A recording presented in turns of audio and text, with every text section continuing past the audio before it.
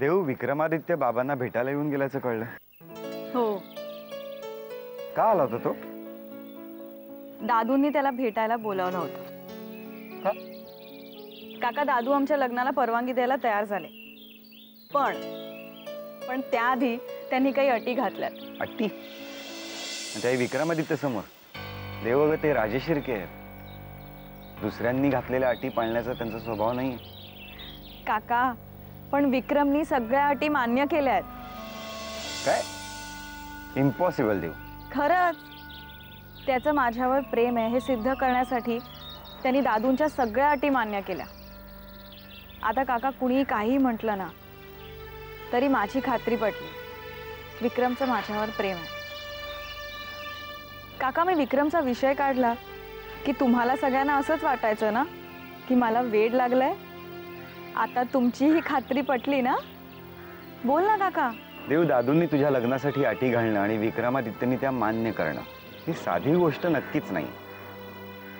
हा, पण तसं जर असेल तर मग तू जे म्हणत होतीस तेच खरं होणार। तसं जर का झालं देव, तर मग खरंच तू जिंकलीस।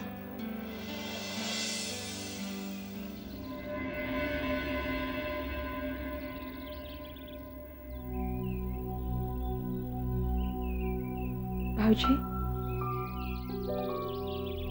हे घर सोडून जाण्याचा तुमचा निर्णय चुकीचा आहे असं आम्हाला वाटतं। तुम्हाला नाही वाटत का? नाही वाटत वहिनी। का? कारण आमच्या समोर आता तेवढा एकच मार्ग आहे वहिनी। तुमच्या भावना आम्ही समजू शकतो भाऊजी, तरीही विनंती करायला आलोय, तुमच्या निर्णयावरती पुन्हा एकदा विचार करा प्लीज। या घरातल्या काही माणसांना सवयच आहे ना दुसऱ्यावर नेहमीच आपली सत्ता गाजवायची। त्यांच्या सवयीला कंटाळून तुम्ही हा टोकाचा निर्णय घेतलाय याची पूर्ण कल्पना आहे आम्हाला, पण तुम्ही असे घर सोडून गेलात तर त्यांनी साध्य काय होणार आहे भाऊजी? असाच एकदा स्वतःला त्रास करून घेऊन नील भाऊजी घराबाहेर गेले होते। काय निष्पन्न झालं? ही माणसं बदलली का? ती कधीच बदलणार नाही आणि तुमच्या अशा वागण्यानं तर नाहीच नाही। म्हणून सांगावंसं वाटतं की पुन्हा एकदा विचार करून बघा। असा टोकाचा निर्णय घेऊ नका भाऊजी। तुमचं म्हणणं आम्हाला पटतंय वहिनी, पण त्या पाठीमागे एक वेगळं कारण आहे वहिनी। आमचं देवयानीवर प्रेम आहे आणि आम्ही तिच्याशीच लग्न करणार आहोत हे तुम्हाला माहिती आहे, पण त्यासाठी डीव्ही सरांनी आम्हाला एक अट घातली। सरांनी कोणती अट ठेवली? आम्ही आमच्या नावापुढे लागलेल्या या राजेशिर्क्यांच्या नावाचा, या संपत्तीचा, या वैभवाचा त्याग करायचा आणि एका सामान्य माणसाप्रमाणे त्यांना आयुष्य जगून दाखवायचं। या सगळ्याचा त्याग करून सुद्धा एक सामान्य माणूस म्हणून आम्ही आयुष्य जगू शकतो असा विश्वास त्यांना पटवून द्यायचा आणि मग ते स्वतः आमच्या लग्नासाठी पुढाकार घेणार। वहिनी, आम्ही हा ऐश्वराम बाजूला ठेवून जगू शकतो, पण देवयानीशिवाय नाही जगू शकत।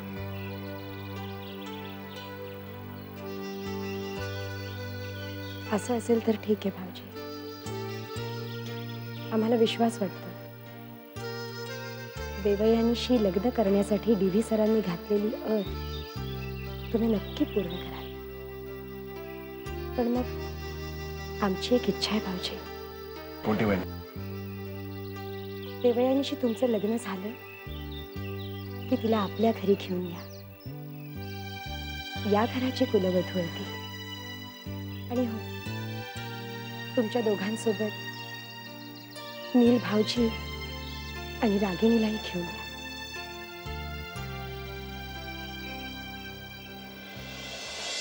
राज, तू का चिडलाय?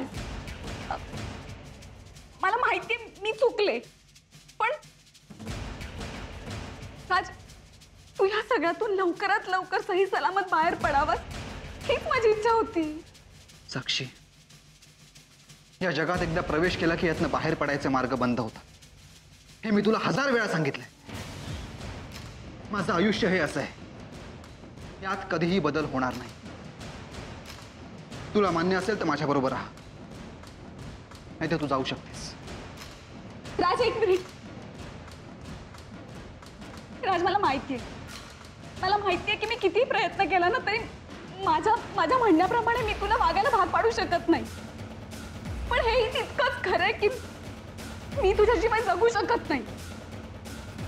आणि राहिला प्रश्न मी इथून निघून जाण्याचा, तर तुला इथून घेतल्याशिवाय मी जाणार नाही.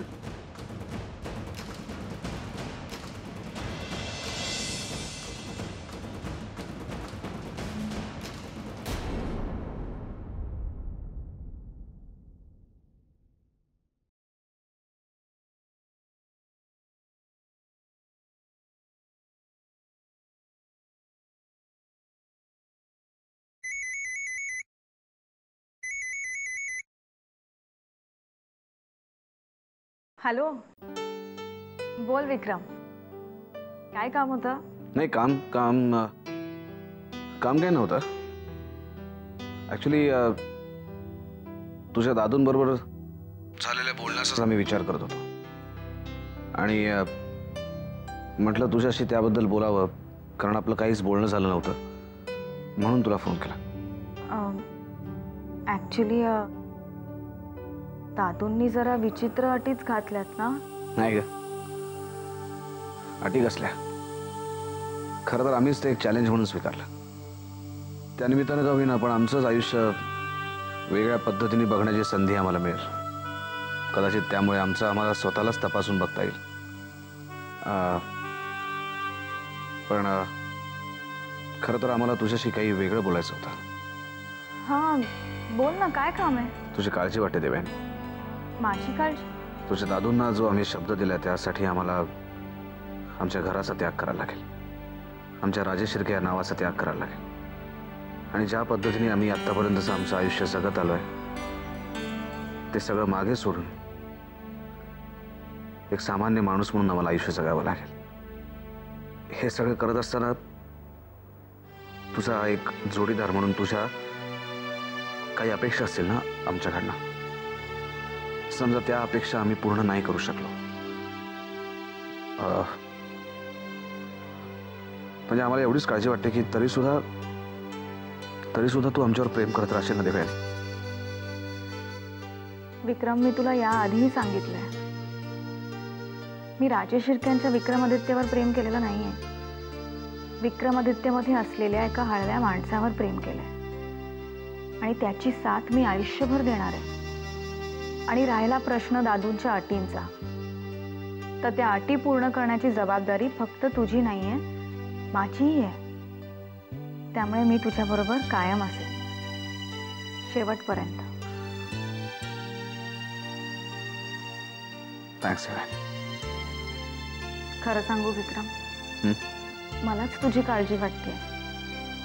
राजेश शिर्क्यांच्या महालातून बाहेर पडल्यावर तुझ्या समोर जे आयुष्य येणार आहे ना, त्याची तुला अजिबात सवय नाहीये. या नव्या परिस्थितीला तू कसं सामोरं जाणार आहेस मला खरंच कळत नाही. आम्हालाही माहित नाही देवयानी, पण विश्वास वाटतो की आम्ही सामोरे जाऊ. कदाचित त्यासाठी तुझ्याबरोबर आम्ही याआधी जे काही क्षण घालवले त्या प्रत्येक क्षणातनं जो आम्हाला आनंद मिळालाय, जे नवीन आयुष्य उपभोगता आलंय ते आमच्या मदतीला येईल. असं वाटतं की त्या क्षणांमध्येच खरा आनंद आहे, त्या क्षणांमध्येच सगळे सुख आहेत. पैसा असला म्हणजे सगळे सुख मिळवता येतात असं नाही. असं वाटतं की या राजवाडा सोडल्यानंतर तरी आम्ही खरे काय आहोत, कोण आहोत याचा शोध आम्हाला लागेल. विक्रम, हे सगळं तू इमोशनल होऊन बोलतोय. प्रॅक्टिकली विचार कर, तुला वाटतंय तेवढं सोपं नाहीये. विचार केलाय आम्ही. आता आमच्या समोरचा क्लास अर्धा रिकामा असला तरी तो अर्धा भरलाय, हाच विचार आम्ही करतो. आणि आता यापुढे याच पद्धतीने आम्ही जगाकडे बघू. विचार केला आम्ही. Bye bye.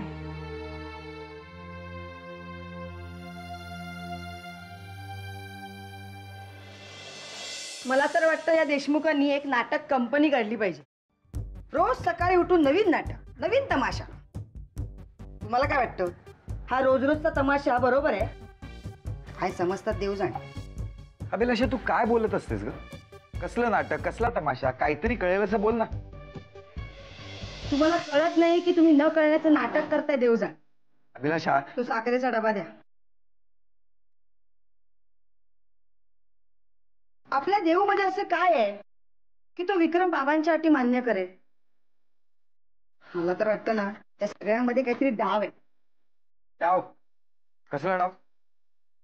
जाऊ दे, तुम्हाला सांगून काय उपयोग आहे? अभिलाष, अभिलाषा, जाऊ हे घे. तू काय उलटा विचार करणार आहेस का? कधीतरी पॉझिटिव्हली विचार करत जा ना. तू जर का सरळ बोलणार असेल ना तरच आपण बोलू शकतो.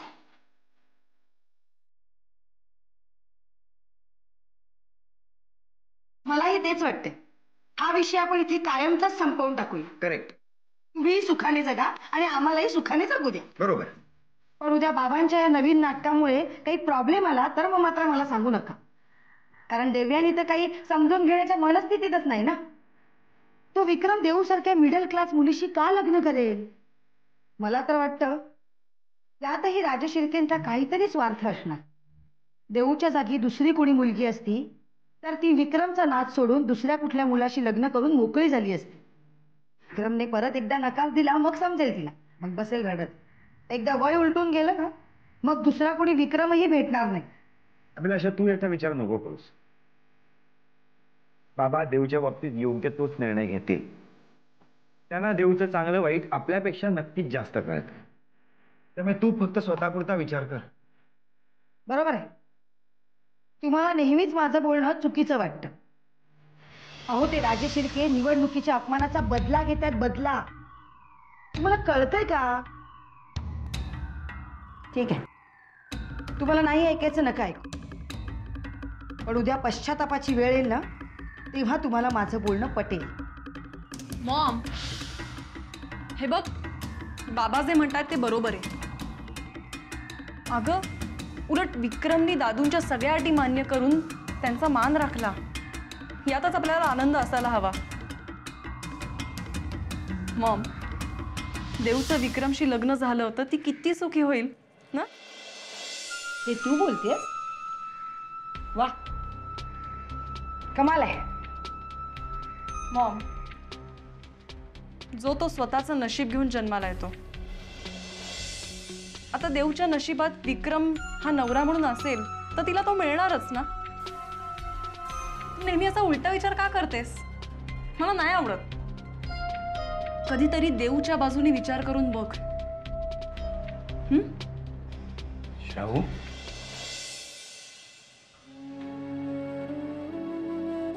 तुझे बदललेले विचार ऐकून इतकं बरं वाटतंय ना. तुझ्यात झालेल्या बदलामुळे खरंच खूप आनंद होत आहे श्रावू. फक्त एकच काम कर ना. तुझ्यात जसा बदल झालाय तसाच बदल तुझ्या आईमध्येही घडावा म्हणून देवाकडे प्रार्थना कर.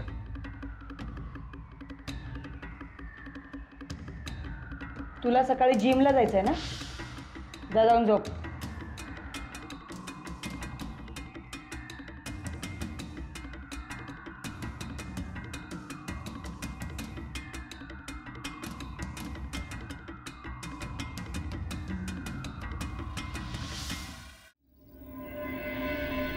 देऊच्या नशिबात नक्की काय वाढून ठेवले तेच कळत नाहीये. विक्रमादित्य तिच्या आयुष्यात आल्यापासून बदनामी खेरीज काही आलं नाहीये तिच्या वाट्याला. त्या दोघांचं हिंडणं, भेटणं, सगळ्याच्या बातम्या छापून येत होत्या. एवढंच नाही, दोघ जण रिसॉर्टवर गेले त्याची सुद्धा बातमी झाली, टीव्हीवर दिसली. एवढ्या सगळ्या बदनामीनंतर आता आणखी काय घडेल अशीच धास्ती वाटायला लागते. हो प्रतीक्षा गेली असेल ती विक्रमादित्याबरोबर, म्हणून काय झालं? नाही, माझी खात्री आहे की ती काही वाईट सेट करणार नाही. अगं, तिच्या लग्नाची काळजी कशाला करतेस तू? तुम्ही समजूतदार मुलगा त्या पसंत करील. हो काकू, हे तुमचं माझं म्हणणं झालं. पण आपण घरातून बाहेर पडल्यानंतर लोक आपल्याकडे कुठल्या नजरेने बघतात ते तुम्हालाही माहिती आहे आणि मलाही माहिती आहे. नाही नाही, काय नाही, मी आता ठरवलंच आहे. काय ठरवलंयस तू? काय ग गोदा, काय ठरवलंय ना? देवला घेऊन सरळ दुसऱ्या शहरात राहायला जायचं. तिथे तिच्या पूर्वायुष्यात काय घडलं असेल कुणाला माहिती नसेल. सरळ एखादा चांगला मुलगा बघायचा आणि तिथेच तिचं लग्न लावून टाकायचं. वेडी आहेस का तू? हे बघ प्रतीक्षा, ती वेळ आपल्यावर कधीही येणार नाही. आणि या सगळ्यात आपल्या देवची काय चूक आहे? चूक असेल तर ती त्या राजेश शिर्केंची आहे. म्हणून शिक्षा द्यायची असेल तर त्या राजेश शिर्केला द्यायला पाहिजे. बाबा काय करायचं मला तर काही समजत नाही. त्या विक्रमादित्य बरोबर हिचं लग्न लावून द्यायचं? नाही नाही, या सगळ्या प्रकरणात एक व्यामिश्र स्वरूप येत असतं. त्याचं आपण नीट आकलन करून घेतलं पाहिजे आणि योग्य वेळी योग्य तो डिसिजन घेतला पाहिजे. आपण देऊला संधी दिली आहे, त्या संधीचा जर तिनं योग्य वापर केला आणि राजे शिर्केंनी सामंजस्याची भूमिका धरली तर वाद व्हायचं कुठं कारणच नाही. दाम्या, मी अडाणी आहे, तेव्हा मला समजेल असं काहीतरी बोलशील? हे बघ गोदा, या सगळ्यात मी देऊला एक संधी दिली आहे की तिनं विक्रमचं प्रेम सिद्ध करावं. आणि एकदा माझी खात्री पटली ना की त्याची संपूर्ण जबाबदारी मी घेणार आणि देऊचं लग्न करून देणार. आता मला वाटतं या गोष्टीला तुमची कोणाची हरकत असायचं काही कारण नाही. सगळं व्यवस्थित होईल.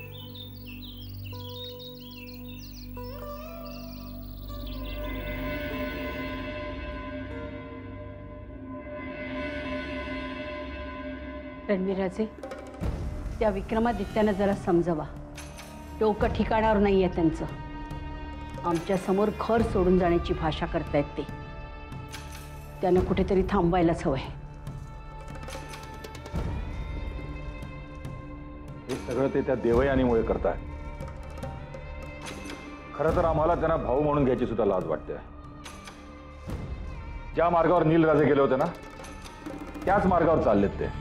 रणवीरराजे, नीलराजांच्या बाबतीत आपल्याकडनं जी चूक झाली ना ती विक्रमादित्यांच्या बाबतीत होऊन चालणार नाहीये. आम्ही करू तरी काय? तुम्ही खाली जाऊन त्यांना काहीतरी समजवण्याचा प्रयत्न करा. अहो, आम्ही काहीही सांगितलं ना तर ते ऐकायचंच नाही असं ठरवल्यासारखं वागतायत ते. तुम्ही सांगितलं तर कदाचित ऐकतील.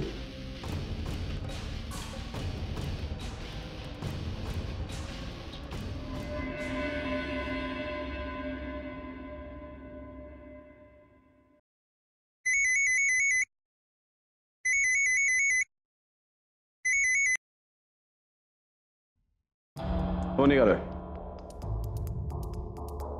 थोड्या वेळात पोचू. ठीक आहे, या.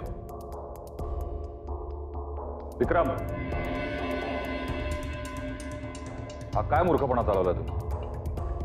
आमचं कोणतं वागणं तुम्हाला मूर्खपण असं वाटतं भैया साहेब? आम्ही असं ऐकलंय की तुम्ही घर सोडून चाललात. तुम्ही ऐकलेली गोष्ट खरी आहे, पण यासंबंधी आम्हाला जे काही बोलायचं ते आम्ही साईमानशी बोललेलो. आता यापुढे या विषयावर कोणाशी काही बोलण्याची आमची इच्छा नाही. आदित्यराजे, नीलराजांनी घराबाहेर पडण्याचा निर्णय घेतला तो चुकीचा होता. तसं तुम्ही करू नका. साईमा, नील भैयांनी घेतलेला निर्णय जरी तुम्हाला चुकीचा वाटत असला तरी सुद्धा त्यांना तसा निर्णय घेण्यास तुम्ही भाग पाडलाय. तुम्ही त्यांच्याशी कसे वागला त्याची जाणीव तुम्हाला नाही, पण ती जाणीव ज्या दिवशी तुम्हाला होईल ना त्या दिवशी पश्चाताप करण्याची वेळ सुद्धा निघून गेली असेल. नीलराजांच्या बाहेर जाण्याचं कारण सांगून तुमच्या बाहेर जाण्याचं समर्थन करू नका. तुम्ही घराबाहेर का पडताय आम्ही पक्क जाणून आहोत. देवयानी करता ना? अहो, त्या सामान्य मुली करता असा वेडेपणा करू नका.